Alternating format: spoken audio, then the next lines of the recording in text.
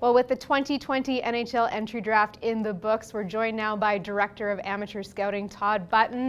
Tod, just your overall perception of the 2020 draft for Calgary and some of the newest members of the Flames. We're very happy with the guys we got, obviously. Everybody's happy at this point of the day when the draft's over. It was a lot of work to work the list, and it was longer for the second day than normal when you're in the rink, but it is what it is, and we got the work done. We got a lot of players we liked, obviously, and now the next process starts. Yeah. It's been obviously a long road, like you said, all the Zoom calls you had to do, and unsure of when this draft was actually going to start. So, how satisfied are you just with the new players? Oh, really satisfied. We addressed a lot of positions without being focused on that. So we know that we were lacking a little bit in defensive prospects. We did not change our list or jump across to avoid a forward to get a defenseman. It fell the way our list works, so that made it even more satisfying knowing that our need intersected with their list. How challenging was it to adapt to being in a boardroom at the Saddle Dome versus on the draft floor in Montreal?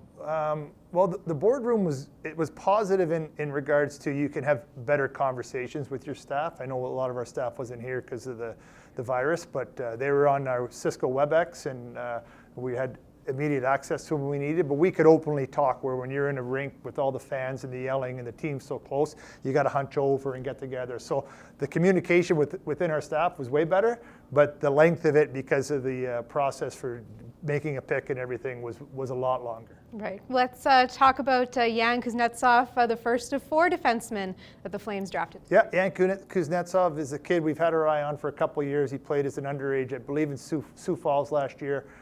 So we knew going into the college season we had to get in on him early. Jimmy Cummins watched him a lot.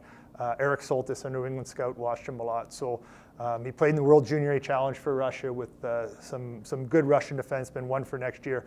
So we feel we had a real good book on him over a 2-year period, and he's a big, strong defensive defenseman. He understands the position. He's really smart that way, and we're hoping, as he says, there's some more offense in me. I just got to be more confident and get the opportunity. Yeah. What about Jeremy Poirier and Jake Boatman? So Jeremy Poirier is I think he'll be the first to tell you, he's very skilled, he's very offensive, he's a risk taker, but his defensive game leaves a lot to be desired, and I think he knows that. And when he kept on falling, Fred Parker was sitting next to me, and he kept on saying, if this guy's there at 72, we cannot pass him up. It's too good a value at that pick, and so we zeroed in, and I'm right there, and of course you have a backup plan, but he was there and we took him, and real happy about that. And then we took another defenseman, Jake Boltman. He's a right-hand shot, another kid we've seen a lot. He's a late birthday. He was in Edina High School. He played at Lincoln at the start of the year, so I saw him a little bit in the USHL showcase at the start of the year. And then Mike Craig, who has a son at Edina, he works with Jake, so we thought we had some information there, not more than anybody else, but he had a good insights on the kid, and Jimmy Cummins loved him too.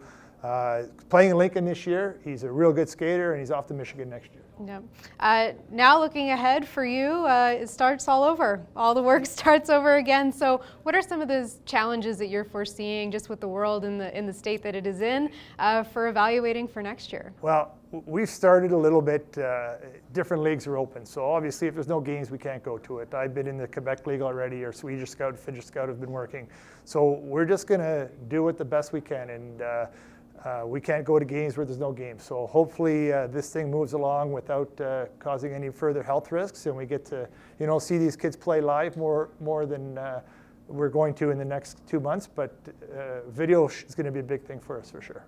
Tod, we appreciate your time, and we look forward to seeing the latest prospects on the ice soon. Thanks for having me.